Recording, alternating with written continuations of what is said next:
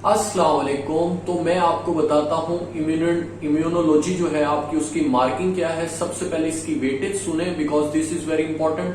आपके पास यहां से 5 एमसीक्यूज और 1 एससीक्यू आना है। वेटेज कम है लेकिन सिलेबस ज्यादा है, तो हमें इसका पता होना चाहिए कि हमारे लिए सबसे इंपॉर्टेंट क्या है और सबसे लीस्ट इंपॉर्टेंट क्या है। एमसीक्यूज कहां से आएंगे, एससीक्यू कहां से आएंगे। तो इसके लिए जो है हम मार्किंग स्टार्ट करते हैं। तो आइए चलते हैं, हम देखते हैं आवर व्यू ऑफ इम्यूनिटी। ये पहला चैप्टर है, एमसीक्यूज वाला चैप्टर है। इस पे आप देखें कि आपने कैसे करना है, ये देख लें। ये मेरी बुक है तो इससे आपको काफी फायदा होगा।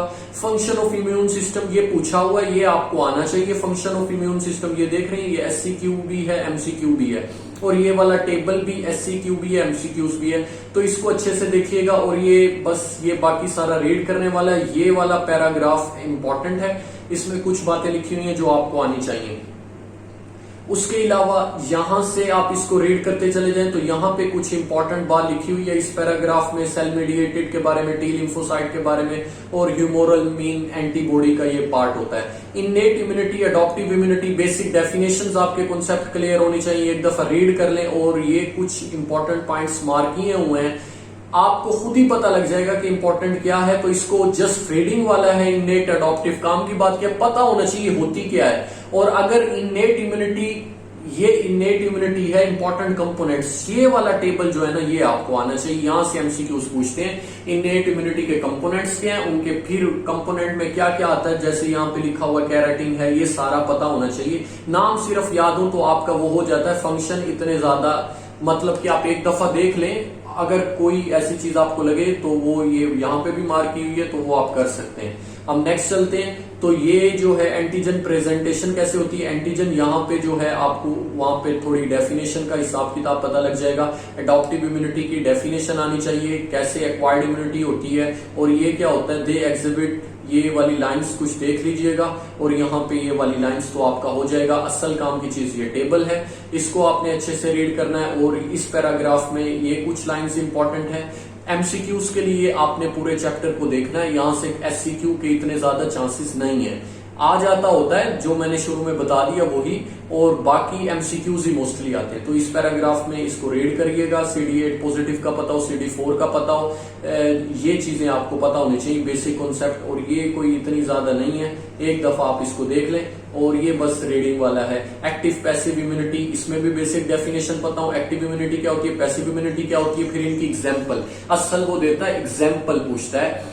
फिर एक्टिव में भी 2 टाइप्स आ जाती है, पैसिव में भी 2 टाइप्स आ जाती है। तो ये पता होना चाहिए, उनकी एग्जाम्पल्स आती हैं एमसीक्यूज में, दिया होता है। आप बताएं एक्टिव कौन सी है, एक्टिव पैसिव है या पैसिव आगे जो है, इस तरह इसकी टाइप्स होती हैं। पैसिव इम्यूनिटी क्या है, फिर उसकी आगे डेफिनेशन और उसकी एग्जाम्पल को आप ढूंढने की कोशिश कीजिएगा, वो आपके लिए सुटेबल है। ये डायग्राम इतनी खास नहीं, मतलब कि एक दफा देख लें आपको समझ आ जाएगी, क्योंकि ये बेसिक है। एंटीजन यानी कि ये बताया हुआ है किस तरह एक्टिवेट होते हैं टी सेल और बी सेल, फिर बी सेल एंटीबॉडी बनाते हैं, ये जाके टी हेल्पर सेल आगे जाके जो है साइटोटॉक्सिक टी सेल, या इस तरह जो है पूरी ये एक बेसिक है, आपको आना चाहिए। अच्छी बात है, ये भी देख लीजिएगा इस डायग्राम के नीचे जो लिखा हुआ है। और हम आगे चलते हैं। ये देखें पैसिव एक्टिव इम्यूनिटी, ये उसकी टाइप है, इसकी एग्जाम्पल आपको पता होनी चाहिए, पूछते हैं। और ये वाली डायग्राम इंपॉर्टेंट है, ये आपको आनी चाहिए डायग्राम, इसको मिस मत कीजिएगा। इम्यूनोजेंस जो है ये काम की चीज है, ये एससीक्यू में भी पूछा जा सकता है। ऐसे पूछता है कि एंटीजन क्या होता है, एंटीजन की प्रॉपर्टीज क्या हैं, यानी कि कैरेक्टरिस्टिक क्या है, इम्यूनोजेनिसिटी कौन से फैक्टर्स प्रोवाइड करते हैं, उनके नाम पूछते हैं। वाईवे में, एससीक्यू में तो फॉरेननेस चाहिए, मोलिकुलर साइज चाहिए, केमिकल स्ट्रक्चर कॉम्प्लेक्सिटी चाहिए, एंटीजेनिक डिटर्मिनेंट यानी कि एपिटोप्स क्या होते हैं, ये अलग से आपसे पूछा जाता है। और इसके अलावा dosages route, timing of antigen administration, haptens ये देख रही है, ये मैंने मार्क की हुई, यहां वो फंसाता है हेप्टन का एक एक जर्रा, एक एक लफ्ज आपके लिए इंपॉर्टेंट है, इसको मिस मत कीजिएगा। और ये टेबल भी देख लीजिएगा। आपने इस पूरे चैप्टर को एमसीक्यूज के तौर पे तैयार करना है। तो ये सारा बाकी रीड करने वाला है। यहां पे कुछ लाइन है ना, ये जो आपसे पूछते हैं ओक, ऑयल और ये पेनिसिलिन, ये एग्जांपल आपसे पूछी जाती है कि ये जो है ना, सम एग्जांपल्स ऑफ हेप्टन जो के ड्रग्स हैं उनके नाम पूछे होते हैं कि ये ओक ऑयल क्या है, हेप्टन है या पेनिसिलिन हेप्टन के तौर पे एक्ट करती है, हेप्टन और एंटीजन का फर्क पता हो। तो ये बेसिक बातें इसमें दी हुई है। ये वाली लाइंस भी देख लीजिएगा, ये आपका एमसीक्यूज आता है। एडजुवेंट्स को भी विदाउट बाइंडिंग, यानी कि एडजुवेंट्स का कैरेक्टरिस्टिक इसकी बहुत अच्छी आपको आना चाहिए, कॉन्सेप्ट इसका क्लियर होना चाहिए कि बाइंड नहीं करते या इनहेंस करते इम्यून रिस्पॉन्स को बाइंड किए बगैर। तो ये चीजें जो हैं यही अब पूछ रहा होता है कि बाइंड करते हैं नहीं करते, तो इस तरह आपको थोड़ा आना चाहिए। Age of the immune response ये एक दफा देखने वाली है, कोई इतनी अहम नहीं है, इसको देख लीजिएगा। और ये लाइंस रीड करें, ये मार्क की हुई है इंपॉर्टेंट पॉइंट्स, ये भी रीड कर लें।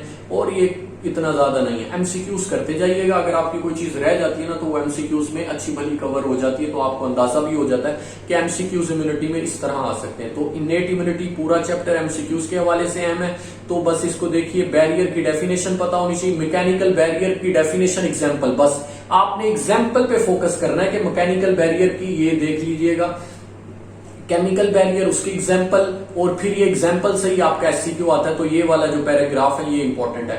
बायोलॉजिकल बैरियर डेफिनेशन आनी चाहिए, और ये वाला टेबल आपको सारा आना चाहिए। एग्जाम्पल आपके एमसीक्यूज का हिस्सा है। आप बेशक यही पूरा समझ ले, पूरा रीड करने की बजाय इसको अगर अच्छा आप कॉन्सेप्ट बना लेते हैं तो आपका निकल जाएगा, क्योंकि यहाँ पे सारे एमसीक्यूज छुपे हुए हैं। बस ये 2 लाइनें ऊपर देखिएगा, ये कुछ भी नहीं है, एक दफा गुजार लें नजरों से ताकि आपको सुकून मिल जाए। Phagocytes and other myeloid cells में रीडिंग मारें, इसको कोई इतना अहम नहीं है, आपको पता है फैगोसाइट्स क्या हैं, और ये बस मार्क किया हुआ एक दफा, मैंने भी इसको रीड किया था तो कुछ लगा। तो वो ओरिजिन ऑफ माइलॉइड, ये आपको डायग्राम आ गई तो आपको ये सारा पता लग जाएगा। आप इस डायग्राम को कर लें, ये आपने सेकंड ईयर में, फर्स्ट ईयर में फिजियोलॉजी में भी पढ़ा होगा, तो ये आपका निकल जाता है। उसके बाद जो है पैटर्न रिकॉग्निशन रिसेप्टर, ये भी रीडिंग वाला है, कोई इतना, बस ये पता हो कि ये PAMP स्टैंड किसके लिए करता है, पैथोजन एसोसिएटेड। ये पैम्प क्या होता है ये आपको पता होना चाहिए, इसकी डेफिनेशन देख लें अगर लिखी हुई है, बस पैम्प का पता होना चाहिए आपको। और ये बस रीडिंग करें, और ये रिसेप्टर का नेम है, कुछ भी नहीं, ये भी देख लें एक दफा। ये टेबल देख लीजिएगा, ये टेबल इंपॉर्टेंट कहाँ मिला, क्योंकि ये आपने रट्टा नहीं लगाना, पूरा का पूरा नहीं पूछा जाता, लेकिन एक दफा इसको नजर से गुजार लें कि रिसेप्टर का पता हो कि ये या ये वाले जो है ना, ये रिसेप्टर क्लास, ये कर लें तो काफी है। इसको इतनी डिटेल एग्जाम्पल नहीं पूछेगा, रिसेप्टर क्लासेस पता हो तो आपका निकल जाएगा। और टोल लाइक रिसेप्टर को एक दफा देख लें, यहां से पूछा जा सकता है, तो ये एक दफा हमने भी रीड किया था, सी टाइप लेक्टिन। अब रिसेप्टर के अगर आपको नेम भी आते हैं ना कि टोल लाइक है, सी टाइप लेक्टिन रिसेप्टर है, इसकी कोई एग्जांपल है तो वो देख लें, या और कोई नॉड लाइक रिसेप्टर है, ये कहां पर होते हैं, ये रिच हेलिकेज लाइक रिसेप्टर है। तो ये आपके किसी भी, आप इसके लिए कुछ भी सुनना चाहता है तो कोई वो सुन ले, सेल्फलेस मेडिकोस, वरना ये हो जाता है बेसिक, आप रीड कर लें, आपको नाम ही खाली आ जाए तो अगर इनमें कोई खास बात लगे तो वो आप मार्क कर लीजिएगा। Effector mechanism of innate immunity cells को देखते हैं हम। एंटीजन, ये वाला जो है ना, ये सर नजीब दादा ने आपको समझाया है और बहुत अच्छे से समझाया। ये आपको आना चाहिए कि एंटीजन प्रेजेंटिंग होते कौन कौन से सेल हैं, मैक्रोफेज किस तरह, क्या उनका मैकेनिज्म होता है प्रेजेंट करने का, वो भी आपको आना चाहिए। तो यहां से आपकी इंपॉर्टेंस शुरू होती है। इस डायग्राम को अच्छे से कीजिएगा। ये वाला जो है ना सर, ये आपको आना चाहिए, फैगोसाइटोसिस, एंटीजन प्रेजेंटेशन, ये वाला टेबल इंपॉर्टेंट कहां मिला है। और बस फैगोसाइटोसिस ये अब रीडिंग वाला है सारा ना, तो इसको एक एक दफा अपनी नजरों से गुजारे सारे जो है, ताकि आपका कीमोकाइन आपको पता है, एक डेफिनेशन आपको पता होना चाहिए जो अट्रैक्ट करते हैं ऐसे केमिकल्स। और गैमा इंटरफेरोन, ये आपको जो है साइटोकाइंस है, नजीब दादा बहुत अच्छे बताएगा साइटोकाइन आपको, तो वो भी आप सुन सकते हैं। और ये बेसिक लिखा हुआ है तो आपको एंटीजन प्रेजेंटिंग, अब ये एंटीजन प्रेजेंटिंग मैक्रोफेज भी है, डेंड्रिटिक सेल भी, आपसे नाम पूछ लेता वाईवे में, 2 आप नाम ले लीजिएगा तो काफी हो जाएंगे।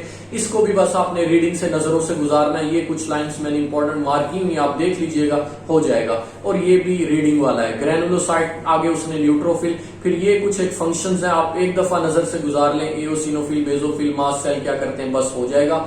तो ये इतना कोई पूछा नहीं जाता। ग्रेनुलोसाइट इओसिनोफिल की डिटेल है, बस ये पता हो कि ये जो है ना सर, इओसिनोफिल है ना, हाइपर सेंसिटिव डिजीजेस के अंदर और ये पैरासिटिक डिजीजेस के अंदर, ये 2 एमसीक्यूज इसके छुपे हुए हैं। इसमें इओसिनोफिल्स का इओसिनोफिलिया हो जाता है, तो ये पैरासिटिक डिजीजेस के अंदर हम जो है, ये एक फाइंडिंग है जो हमें मिलती है, तो ये इंपॉर्टेंट की हाँ मिला है। उसके बाद बेसोफिल मास्ट सेल सारा रीडिंग वाला है। नेचुरल किलर सेल का एक टेबल है वो आपको करवा देते हैं, इसको रीड मारे बस से एक दफा नजर से गुजार लें जल्दी से। इन्फ्लेमेटरी मेडिएटर, बस ये नेचुरल किलर सेल है, इसकी आपको लफ्ज आने चाहिए, अगर ये आपको आ गया तो समझो आपको पीछे सारा आता है। ये एंडोथेलियल सेल है, एक दफा गुजार लें, कोई इतना इंपॉर्टेंट नहीं है। ये सारा रीडिंग वाला आपका ब्रेडिकाइनिन करता क्या ये पता होना चाहिए कि ये वेजोडायलेटर है, कि ये जो 3 पॉइंट है ना सर, ये वाली लाइन बहुत अहम है, इसको लिख लें, याद कर लें। वेजोडायलेटर भी है, पेन का भी बताता है, और जो है एक और पॉइंट भी लिखा हुआ है, ये वाली लाइन अच्छे से देख लीजिएगा। ब्रेडिकाइनिन के 3 कैरेक्टरिस्टिक आपको पता होने चाहिए। और उसके बाद सिलेक्टिन्स, ये आपका इन्फ्लेमेशन में भी दिया हुआ है, यहाँ पे भी दिया हुआ है, तो ये आप देख सकते हैं रोलिंग होती है, एडहेरियन होती है। नजीब ने भी इन्फ्लेमेशन में इसको समझाया हुआ है, तो ये आप यहां से भी कर सकते हैं, आपका अच्छा हो जाएगा। साइटोकाइंस कर लें, यहां से साइटोकाइन में से एक एमसीक्यूज पक्का होता है प्रॉफ के अंदर ना, तो आपको ये आना चाहिए। तो साइटोकाइन अच्छे से देखें, इसकी डेफिनेशन होती क्या है, टाइप्स कितनी है, इंटरल्यूकिन 1 ये मेजर है, ये मेजर साइटोकाइन है जिनका वो आपसे पूछ सकता है। तो इंटरल्यूकिन 1 की थोड़ी डिटेल, इंटरल्यूकिन 6 की थोड़ी डिटेल आपको आनी चाहिए। ये सारे आपके एमसीक्यूज यहां से पूछे जा सकते हैं, तो ये आपको आना चाहिए, सही है। कीमोकाइन भी पता हो, क्योंकि ये भी एक साइटोकाइन है, और इनकी अल्फा सीसी ये डॉक्टर नजीब ने समझाया है। रेंटेस ये पूछता है सर कीमोकाइन से, ये जो मैंने मार्क किए हुए हैं ना कि इनकी एग्जांपल क्या है, इसकी टाइप्स होती है CC, सीएक्सी।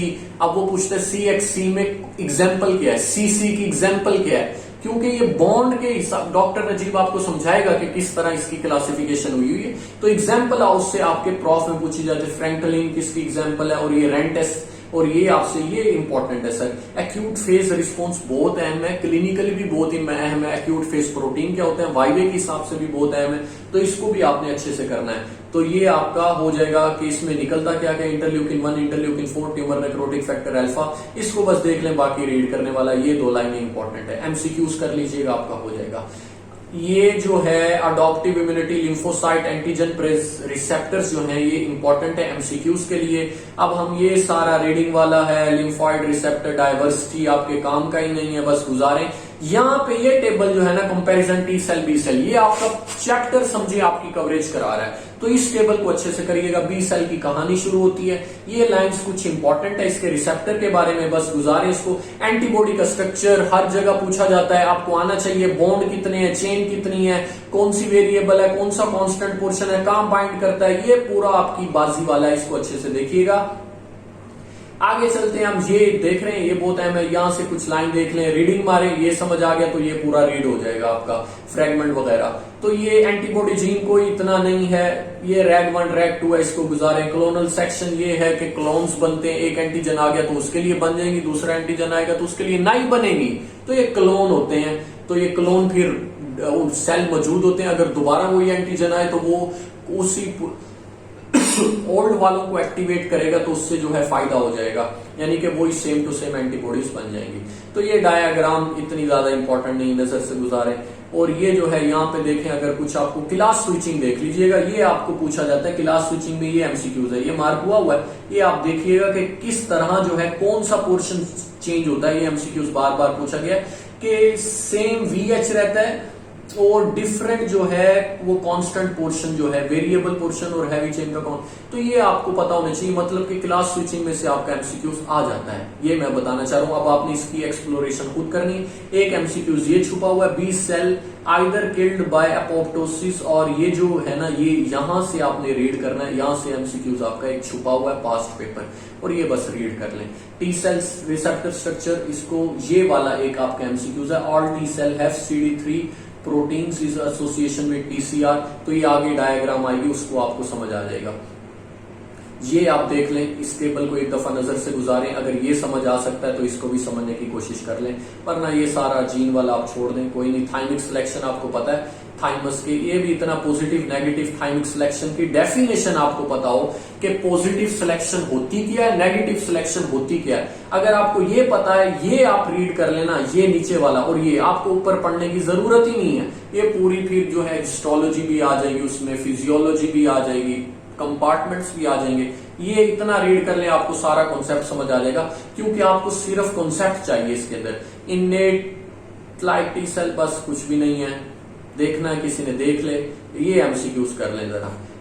Adoptive immunity, T cell mediated immunity के टी सेल किस तरह, ये भी एमसीक्यूज के लिए है। ये सारा गुजारे इसको नजर से। और ये जो है प्राइमरी लिम्फॉइड ऑर्गन, ये बताऊं प्राइमरी लिम्फॉइड कौन से होते हैं, सेकेंडरी लिम्फॉइड कौन से होते हैं, तो ये आपको नाम ही पता हो ना तो आपको ये पूछा जाता है। सही हो गया। आगे हम चलते हैं, ये कुछ भी नहीं है। टी, ये जो है लिम्फॉइड टिश्यू आर्किटेक्चर, ये नहीं पूछा जाता। टी सेल रिसेप्टर सिग्नलिंग 3 इसकी लाइंस देख लें। और ये कुछ भी नहीं है, अगर किसी ने देखना देख ले, इतना ज्यादा इसका नहीं स्कोप। ये सर ये देख लें, ये जो सप्रेशन है ना इसकी आप पूछा जाता है, ये आप देख लीजिएगा, इन लाइंस को रीड करें। और ये डायग्राम अगर आपके ज़हन पे बैठती है तो इसको बिठाने की कोशिश कर लें। और यहाँ पे इसकी ये एक दफा चेक पॉइंट होते हैं, इतना डिटेल में नहीं पूछता, हमारी बारी तो नहीं पूछा तो इतना ज्यादा इसमें नहीं है। ये लाइंस है ना एनर्जी, ये पूछा जाता है, इसकी डेफिनेशन आपसे पूछी जाती है वाइवे में, तो ये आपको आनी चाहिए। ये डायग्राम इतनी नहीं है। टी सेल इफेक्टर फंक्शन, ये आपको आना चाहिए। ये पॉइंट्स है ना सर, ये आपका एससीक्यू हो गया। ठीक हो गया, आपका एससीक्यू है, आप इसको अच्छे से करिएगा। और यहाँ पे और भी चीजें लिखी हुई हैं। अब सर अब कहानी शुरू होती है। इफेक्टर टी हेल्पर सेल, ये सारा आपका एससीक्यू भी है, एमसीक्यूज भी है, पूछता है। टी सेल, उनकी टाइप्स, उनके फंक्शंस या उनकी एग्जांपल, उनके फंक्शंस बता दें।